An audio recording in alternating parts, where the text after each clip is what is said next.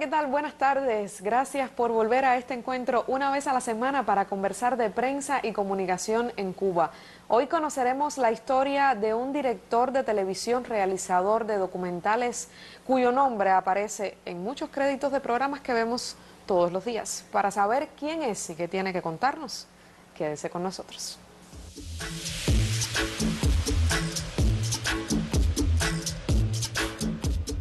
Y es un verdadero gusto que nos acompañe esta tarde una persona a la que le voy a hacer muchas preguntas. Es inevitable, un director de televisión, realizador de documentales y una persona a la que admiro mucho especialmente. Gracias por estar aquí, Juan Carlos Travieso. Gracias a ustedes. Un verdadero gusto, de verdad. Un director de muchísimos programas, sobre todo del Canal Habana, el canal de la capital.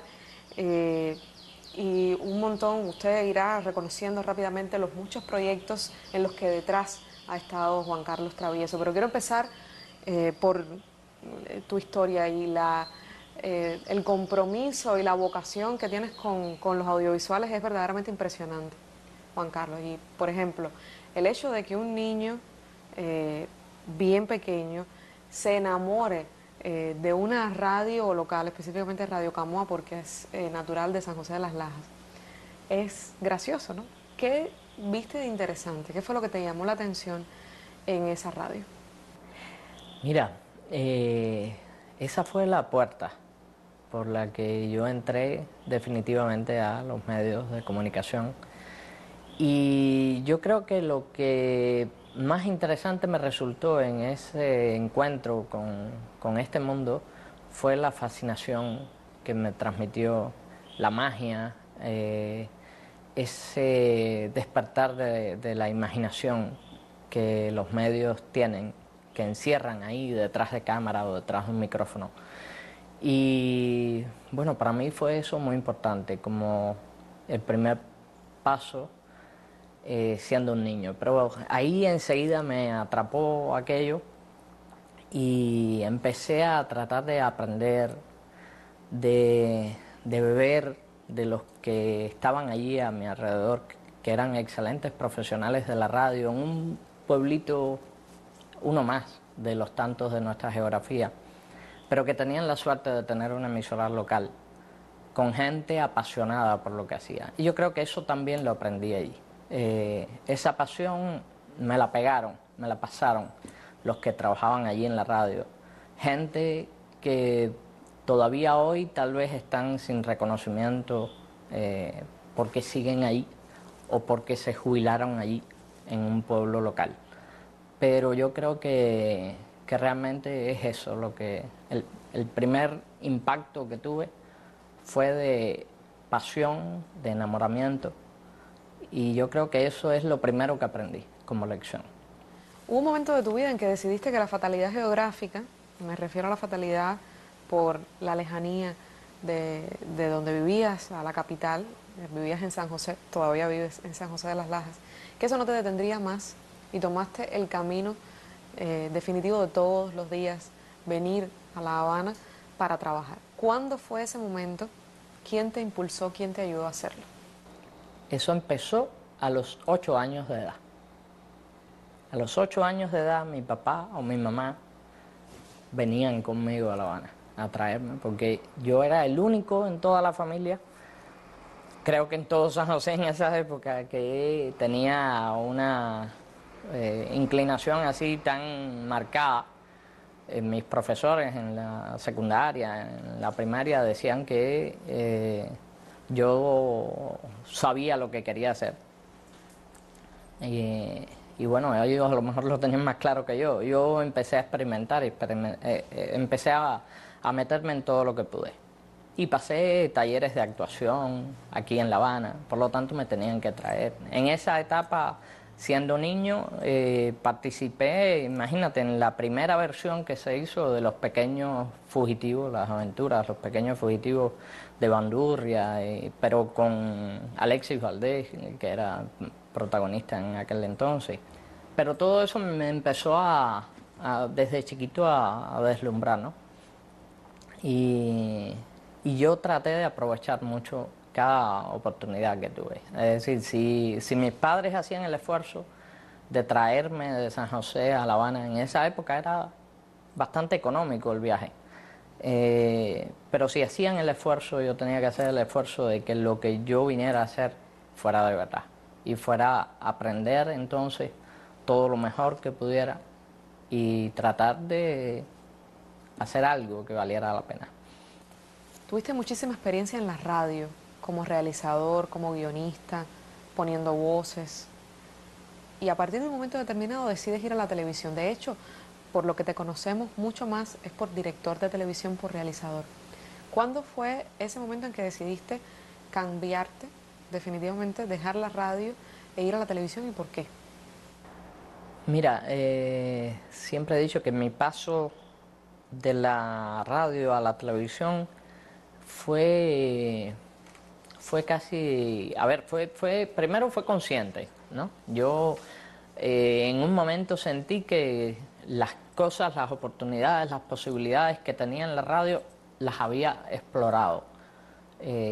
No quiere decir que fuera bueno o malo en ellas, sino que ya había pasado ahí poniendo voces, haciendo sonido, dirigiendo programas, escribiendo guiones, haciendo periodismo, siendo reportero en la calle. Todas esas cosas las hice y por lo tanto llegó el día en que dije, yo quisiera aprender otras cosas y la televisión me abría el diapasón. Y quise aprender televisión, llegué entonces a la televisión, a LISA, ya me aprobaron, estaba en la carrera de edición. Cuando llegué ahí me decían que debía cambiarme para dirección y yo decía no, por una sola razón, ya estaba allí. Y volver otro día significaba ir para San José, volver a ir a otro día a los exámenes de dirección. Y yo dije, no, yo quiero edición, me encanta la edición. Y me hice editor en el ICE. Una de tus primeras experiencias laborales, yo creo que deben haber sido bien interesantes para un joven editor como tú, Juan Carlos. Llegar a ser editor al Noticiero Nacional de Televisión, que no es lo que tenemos hoy, los recursos eran menores que los disponibles hoy. Editar era mucho más complejo, se editaba además, por supuesto, en lineal, utilizando casetes. Y entraste en aquella maquinaria, aquella industria de noticias, a trabajar como editor. ¿Cómo fue ese primer día? ¿Con quién te encontraste? Mira, la primera vez que entré a trabajar en la televisión, me tocó una persona a mi lado que me obligó a superarme, que se llama Julia Mirabal, una excelente amiga y una persona a quien le debo mucho en estos medios.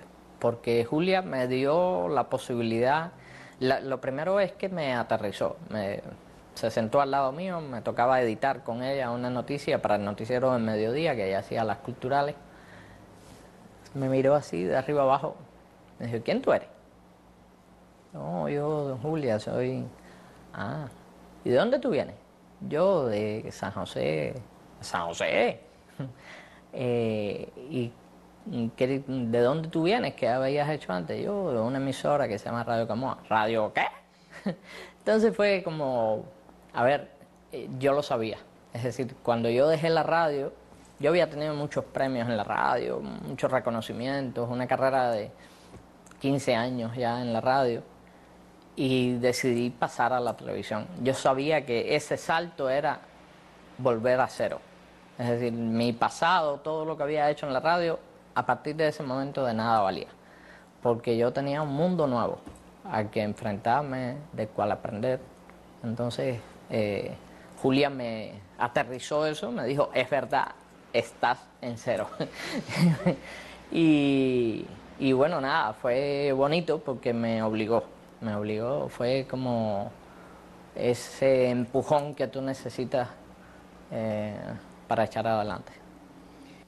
Y la relación fue tan buena que terminaste incluso codirigiendo Sitio del Arte, un programa cuya fundadora y directora es Julia Mirabal. Solo uno, Juan Carlos, de la larga lista de programas que hay en tu currículum, sobre todo programas que se han visto en el Canal La Habana para que nuestra audiencia conozca, lo cual es importante porque quizás la audiencia nacional ha visto algunos, si no todos. Pero, por ejemplo, programas como Secuencia fue fundado por ti, dirigido durante más de una década, Habaneros, que son unos spots que salen en el Canal Habana donde las personas se sienten orgullosas de ser de la capital. Coordenadas, la cartelera del Canal Habana, paréntesis, que trascendió el Canal Habana y se convirtió en un programa nacional.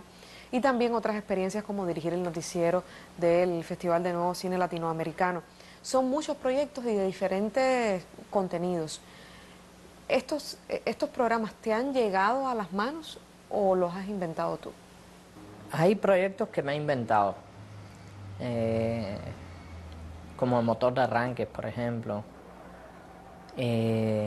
como Entre Manos, que es el único programa que hoy hago en televisión. Y hay otros que han caído así de casualidad, como Los Casi Chiflados, que un día se me acercaron los titiriteros queriendo hacer un programa para niños y yo terminé cambiándoles la idea y terminamos haciendo un programa para adultos al estilo de los Muppet Show. Y entonces hay de todo un poco. Hay otros que me han llamado, mira, ven, dirige este programa, haz este otro, queremos un programa así, invéntatelo. Y entonces así surgió Coordenadas, por ejemplo. Querían un espacio que no tenía nombre, que no se sabía ni siquiera una cartelera, como cualquier otra cartelera. Y yo dije, bueno, está bien, vamos a hacerla, pero vamos a hacerla, si estamos en la ciudad, vamos a hacerla, vamos a llamarle Coordenadas, un nombre que pensamos mucho, al final salió. Vamos a llamarle Coordenadas.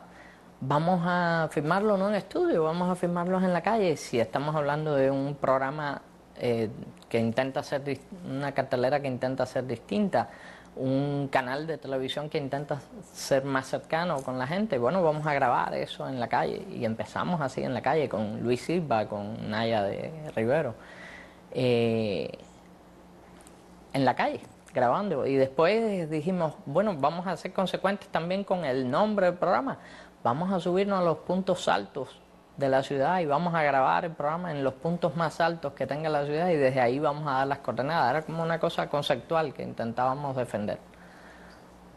Hasta que los recursos después nos mataron las ganas. Exacto.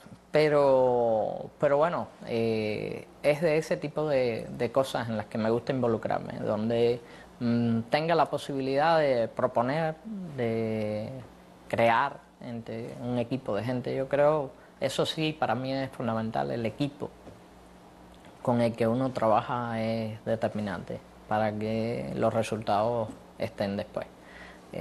Sin la gente que lo siga a uno, realmente uno no es nadie. En este medio el trabajo en equipo es esencial.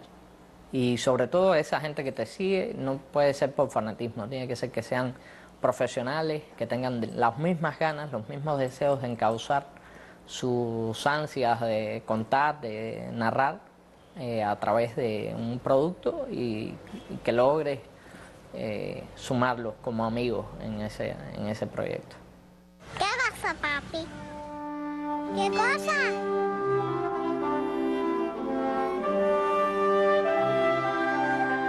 Al principio todo no fue como ahora y casi no se hablaba de la cosa. ¿Qué cosa tiene la vida? Tanto cuento y tanta mentira. La cosa está en candela. La cosa está dura.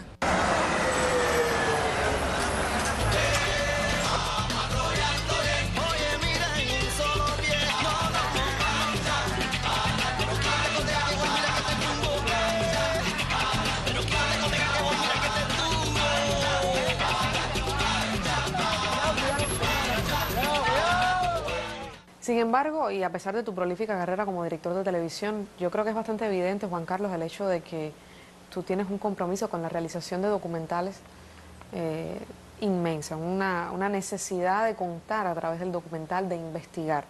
Y hay varios ejemplos. Yo quisiera comenzar hablando de uno, sobre un trovador que cuando tú hiciste el documental estaba quizás más preterido y hoy puede ser considerado como uno de los trovadores más importantes, por lo menos de mi generación. Un documental a Fran Delgado, que me imagino que en ese momento no haya tenido muchos documentales que le hayan hecho.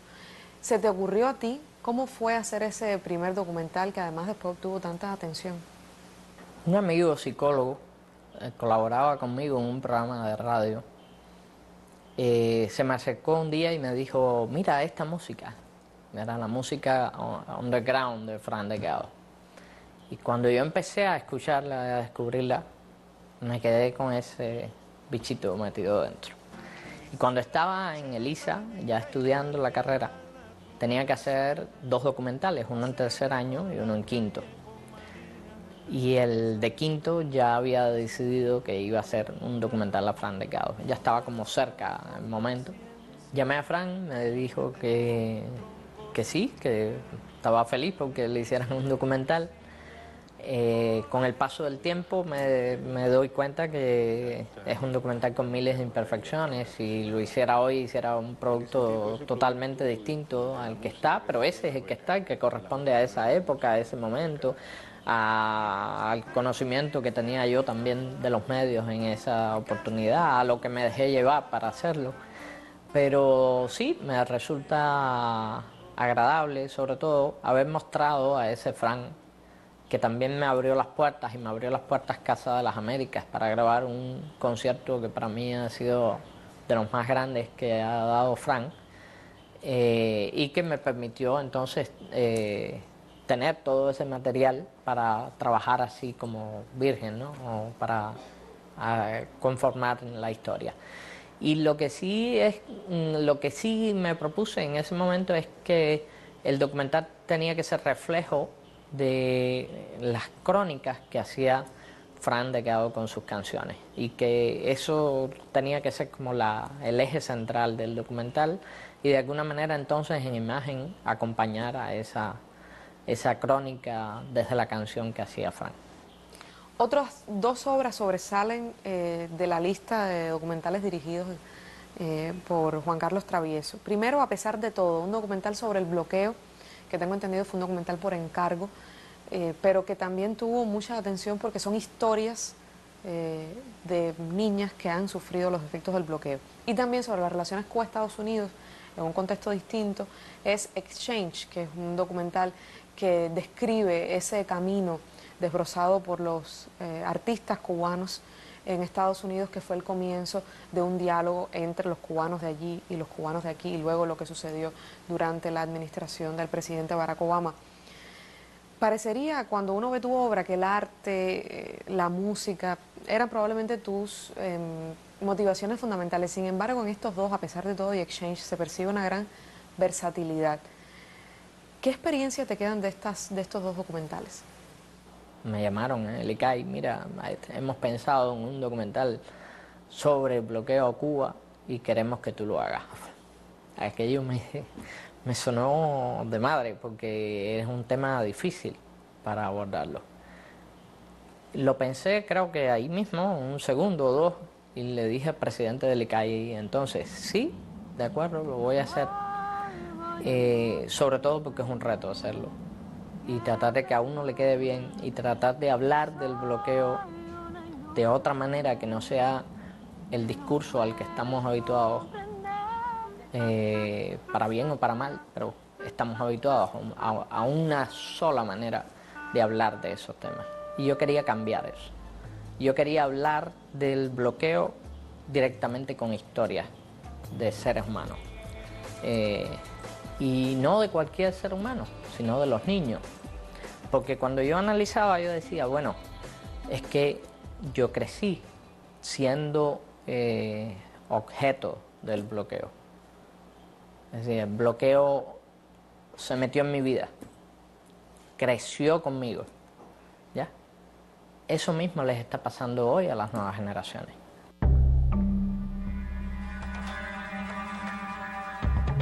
¡Que se vayan!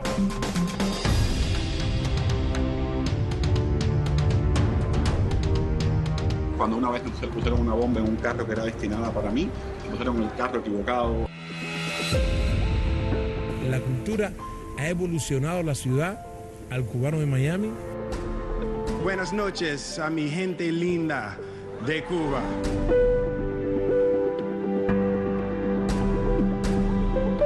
Hay muchos marxistas que son burgueses, muchos, y hay muchos proletarios que son capitalistas.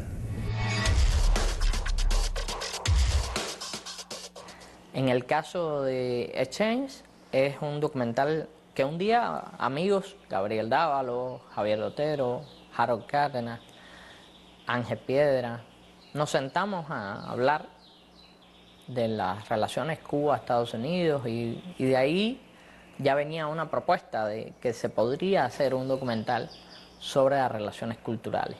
Eran procesos en los que estábamos viviendo constantemente, donde las idas y venidas de resoluciones, de medidas, de acercamientos entre los dos países empezaban a moverse. Y la dinámica de esas dos sociedades empezó a rotar un poco, ¿ya? Y entonces cabía la posibilidad de hacer un documental que nos acercara desde los artistas lo que había sido ese acercamiento.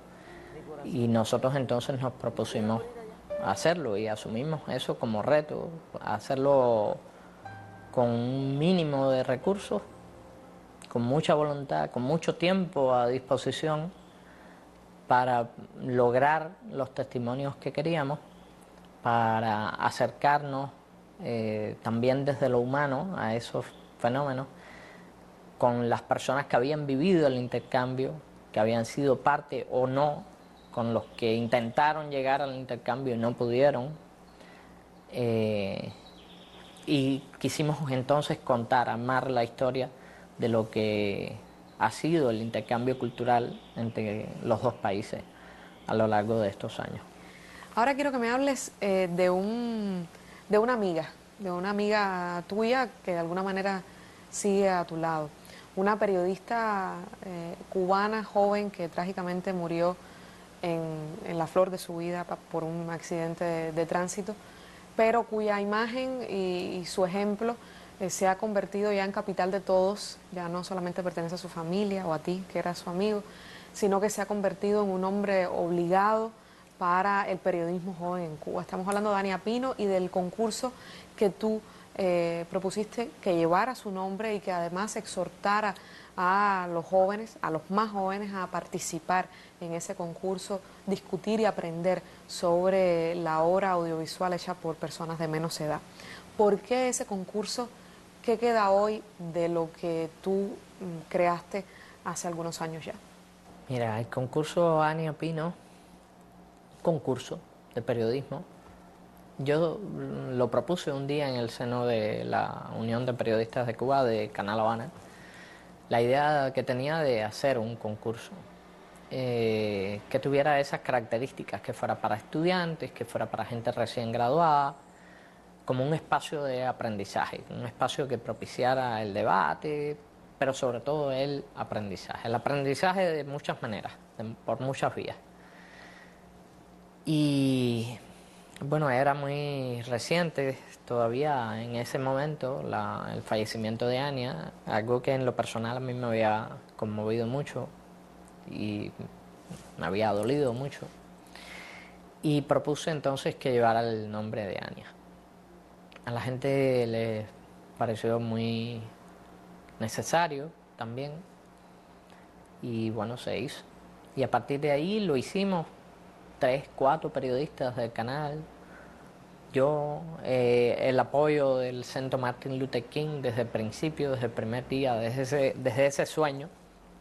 Fue la primera puerta que tocamos porque sentíamos que tenía mucho que ver con el trabajo que ellos hacen, formativo y educativo. Y bueno, nos acompañaron. Y felizmente a partir de ahí, hasta hoy, hace 7 años, hemos logrado sacar adelante el concurso Ania Pino y que mucha gente ya haya pasado por él. Yo creo que las generaciones jóvenes de periodistas han dejado su huella ahí de alguna manera, unos como panelistas, otros como participantes, otros como concursantes, pero yo creo que ha sido un espacio que hemos ganado, que se ha ganado el periodismo, porque lo necesitaba. Tu compromiso con la buena televisión y los documentales, me imagino, Juan Carlos, que también te lleve a desear hacer muchas cosas. ¿Cuáles son las principales deudas? ¿Qué es lo que tienes deseos de hacer? Yo quiero hacer, en términos de realización, cualquier cosa con la que me sientan motivado a hacer. No tengo una vocación específica. Si alguien mañana viene y me dice, yo quiero hacer un programa de cosmonauta, yo estaré feliz de hacer un programa de cosmonauta, decir de alguna manera. Pero si vienen y me dicen, yo quiero hacer un documental de campesino, el más intrincado que viva en Baracoa, yo le digo, estoy feliz de hacerlo. Porque lo que me interesa es tener la posibilidad de hacer, de contar, de narrar, con la imagen, con el sonido. Mientras eso lo pueda hacer, mientras pueda ser útil ese oficio que uno va adquiriendo, yo estaré feliz de hacer lo que sea. Ojalá y así sea. Todo el éxito para ti, Juan Carlos. Gracias por haber venido esta tarde. Gracias a ustedes. Ya usted lo conoció. No hay distancia lo suficientemente larga para Juan Carlos Travieso, periodista, guionista, realizador, director. Una persona que desde su infinita humildad persevera para hacer buena televisión. Una historia así de interesante usted conocerá la próxima semana. Hasta entonces, buenas tardes.